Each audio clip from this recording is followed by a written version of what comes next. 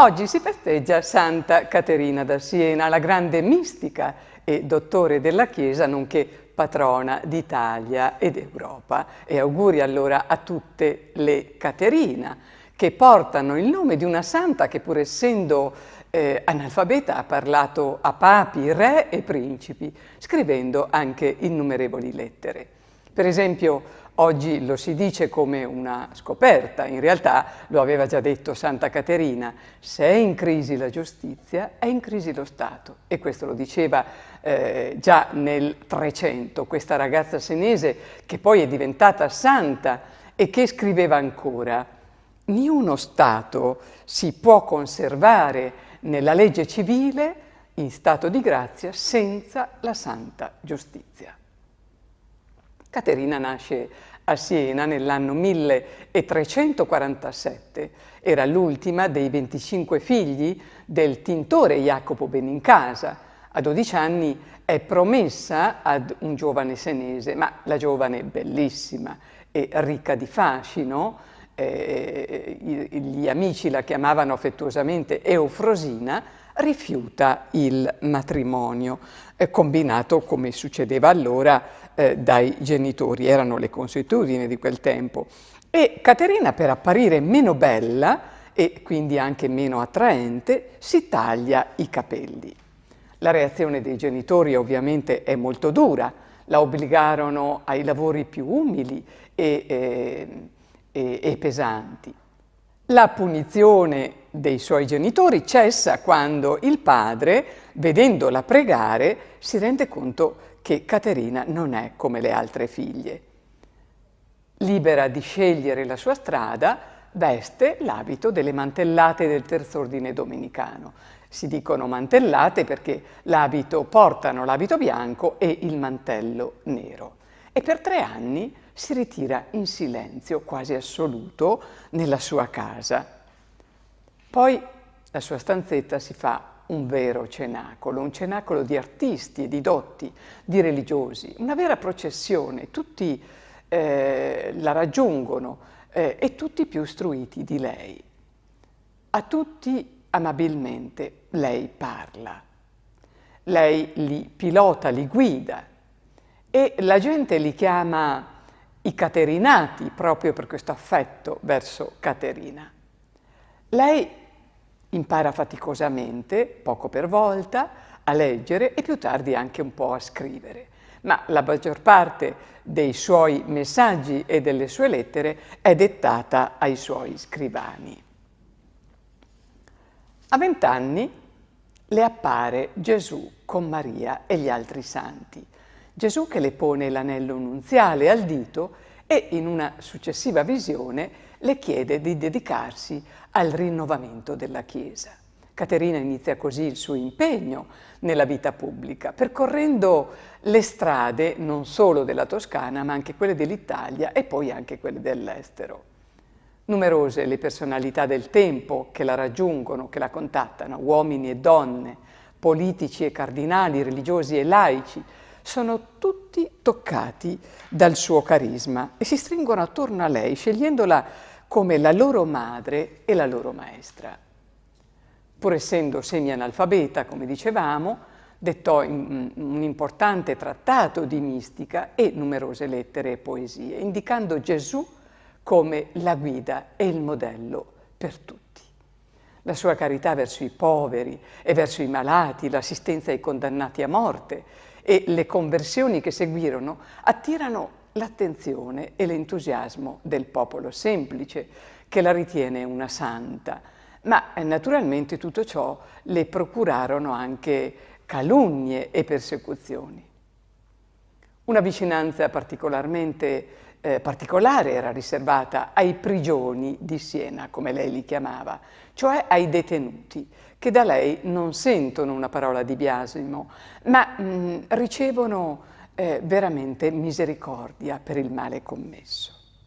Nei confronti dei prigionieri, Caterina manifesta fiducia, accosta le loro sofferenze a quelle di Gesù innocente e li vuole come lui. Vedete come è dolcemente amato questo cavaliero, diceva dolcemente. Caterina nel vitalissimo e drammatico Trecento, tra guerre e peste, l'Italia e Siena possono contare su di lei come si contano i colpiti da tutte le sventure.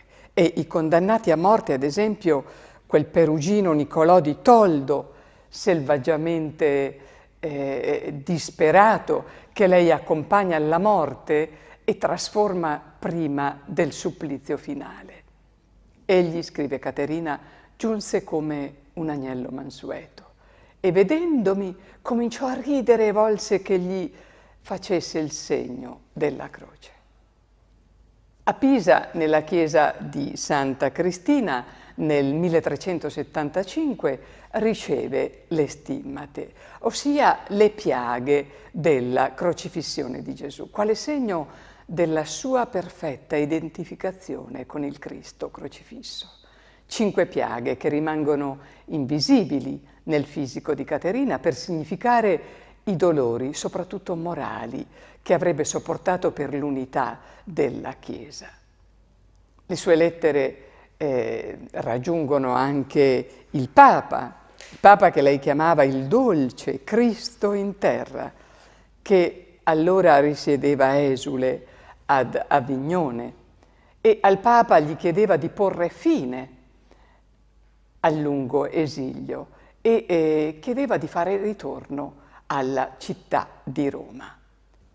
Parla chiaro ai vertici della Chiesa. A Pietro, cardinale d'Ostia, scrive: «Vi dissi che desideravo vedervi uomo virile e non timoroso, e fate vedere al Santo Padre più la perdizione delle anime che quella della città, perché Dio chiede le anime più che le città». Erano inviti molto forti che rivolgeva ai vertici della Chiesa. E c'è pure chi cerca di ammazzare Caterina a Firenze, trovandola con un gruppo di amici. E lei cosa fa? Precipitosamente si presenta. «Caterina, sono io, uccidi me e lascia in pace loro». E allora, di fronte ai suoi nemici, Caterina porge il collo e naturalmente il nemico se ne va via sconfitto. Caterina deve poi recarsi a Roma, chiamata da Papa Urbano VI, dopo la ribellione di una parte dei cardinali che dà inizio allo scisma di Occidente. Ma stremata dalla fatica di una vita intensa, Caterina si spegne a Roma il 29 aprile del 1380, a soli 33 anni, l'età di Gesù Cristo. Canonizzata nel 1491, è proclamata dottore della Chiesa da Papa Paolo VI nell'anno 1970. Ed è ben nota quella data alla quale molti di noi avrà sicuramente assistito in quella piazza San Pietro che non riusciva a contenere i fedeli. Insieme a Francesco d'Assisi è patrona d'Italia e dall'anno 1999 è anche compatrona d'Europa insieme a altre 2 donne, Edith Stein e Brigida di Svezia. È invocata dalle donne contro l'asportazione del seno, nonché contro la cefalea e le pestilenze. Nella festa di Santa Caterina noi rivolgiamo a Dio una preghiera scelta tra quelle da lei composte. O Spirito Santo, abisso di carità, tu sei fuoco che sempre arde e non si consuma, tu sei pieno di letizia e di leggerezza, al cuore che viene colpito da questa fiamma ogni amarezza appare dolce e leggero ogni grande peso. O dolce amore che pasci e nutri la nostra anima. O Spirito Santo, in realtà il tuo fuoco arde e consuma, distrugge e dissolve ogni difetto, ignoranza e negligenza presente nell'anima. Il tuo amore non è inattivo, anzi, opera grandi cose. Amen.